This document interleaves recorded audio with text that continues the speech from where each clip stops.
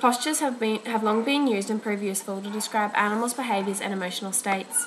There is one main problem in making reputable tools for such an assessment, however, and that is the difficulty in developing reputable, objective and comparable measures. A recent French study aimed to assess whether SEMG was a useful method for the detection of back disorders in horses, and to assess for any correlation between SEMG and chronic neck postures. The ultimate aim of the study was to propose that neck postures may be a potential visible indicator of back disorders. The experiment and comparisons were conducted on two different groups of horses. Group 1 consisted of 9 horses ranging in ages from 10 to 26 years. These were kept in semi-natural conditions and taken for occasional leisure rides. The second group consisted of 9 domestic horses ranging in age from 12 to 21 years.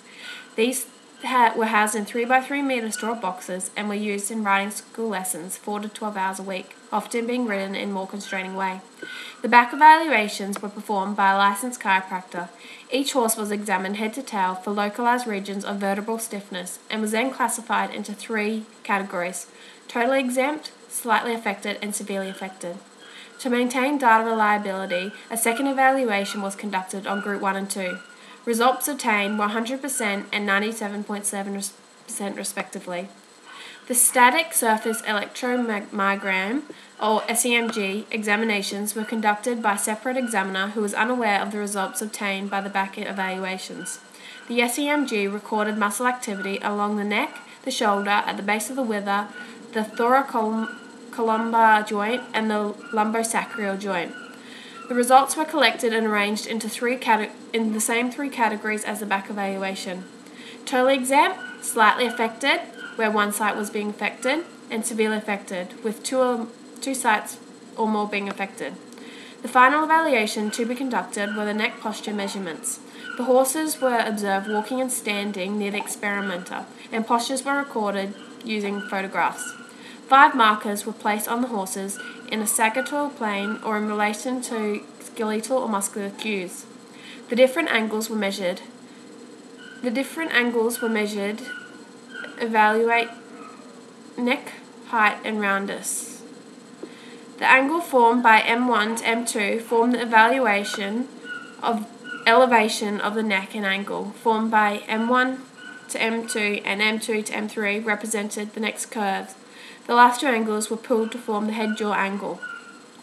The results of the chiropractor evaluations indicated that 55% of the 18 horses were severely affected, 6% were slightly affected, and the remaining 39% were totally exempt of back disorders.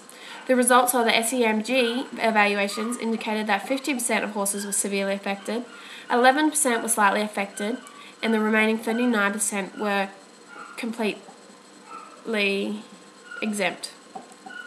The overall reliability results between the chiropractor and SEMG were highly correlated, with both evaluations indicating the same 7 horses to be totally exempt of back disorders. Both evaluations agreed in describing more severely affected horses in Group 2 than in Group 1. The correlation between neck postures and muscular activity indicated that a concave neck was paired with a higher SEMG values, and a wider head-jaw angle was correlated with higher SEMG values. No difference emerged between the neck's evaluation or head-neck angle concerning both populations. The roundness, however, showed significant differences between the 2 populations. Group 1 horses presented a more negative angle or rounder neck than Group 2, which indicates lower muscular activity. Thus, Group 2 horses had higher SEMG values for the most of the tested sites.